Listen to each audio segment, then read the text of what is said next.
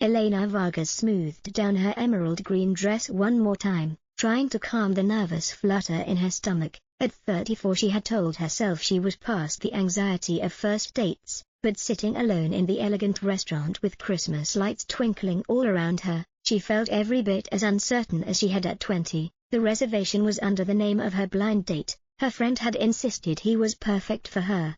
Kind. Successful. Ready to settle down. Elena had been hesitant.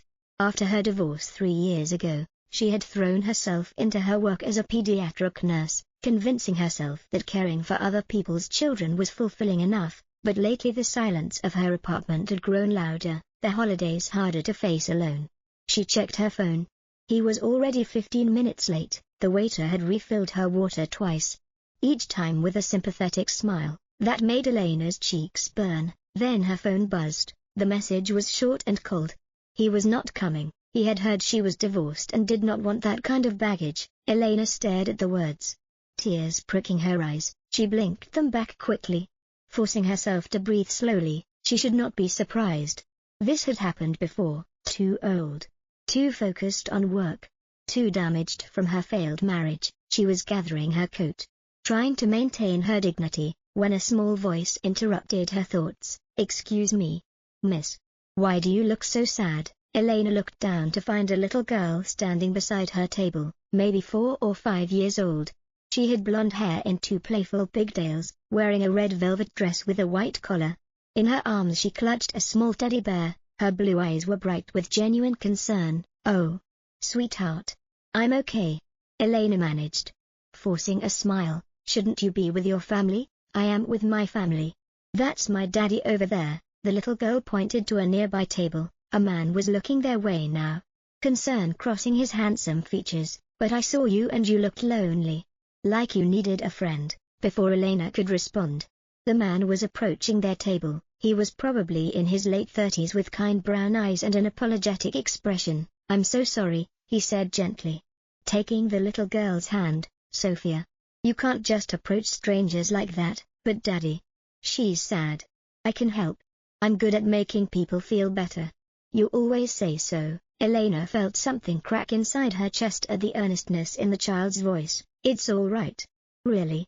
She's very sweet. The man studied Elena's face and saw the dampness in her eyes, the coat halfen, the empty chair across from her. Bad date? He asked quietly. The kindness in his voice made Elena's careful composure crumble. He didn't even show up. Sent a text saying I had too much baggage. She laughed. But it came out shaky. Sorry. I don't know why I'm telling you this, because sometimes strangers are easier to tell, he said gently. He glanced back at his table where the older couple was watching with interest. Listen. I know this might sound strange, but would you like to join us? My parents and I are celebrating my dad's birthday. My mother always orders enough food for an army, and Sophia seems quite convinced you need company. Please. Sophia tugged on Elena's hand with both of hers. We have chocolate cake coming. Grammy always gets chocolate cake, because it's Grandpa's favorite. But she lets me have some too. You can have some of mine. Elena knew she should decline politely and go home to her empty apartment, but something about this little girl's earnest face and the genuine kindness in the father's eyes made her pause. If you're sure I wouldn't be intruding. Not at all. The man assured her. I'm Michael Bennett. By the way, and this is Sophia. As you've probably gathered, as they walked to the table, Sophia kept hold of Elena's hand, chattering about the Christmas decorations, her new teddy bear, and how Grandpa was turning 65, which was really, really old, but not as old as dinosaurs. Michael's parents welcomed Elena with easy warmth. They made space without asking questions. Over dinner, Elena found herself relaxing in a way she hadn't in months. Michael explained that his wife had passed away 2 years earlier, an aneurysm.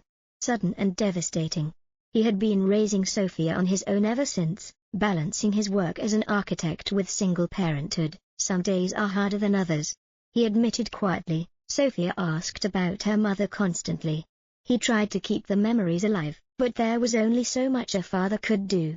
She missed having a mum. Elena's heart ached for this little family. She told them about her work at the children's hospital, about the joy of helping young patients heal, about how it filled some of the emptiness in her own life. Sophia's eyes grew wide.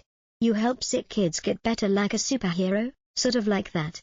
Elena smiled. The evening passed in a warm blur of conversation and laughter. Michael's mother shared embarrassing stories about his childhood. His father told terrible dad jokes that made Sophia giggle. Elena felt herself unwinding, the earlier rejection fading into background noise. Against this unexpected kindness, when the chocolate cake arrived, Sophia insisted on sitting next to Elena, as they shared a slice. The little girl studied her with those serious blue eyes. "Are you still sad?" Sophia asked quietly. "Not anymore." Elena answered honestly. "Thank you for listening to today's story. Don't forget to like, share, and subscribe to support the channel. See you in the next story.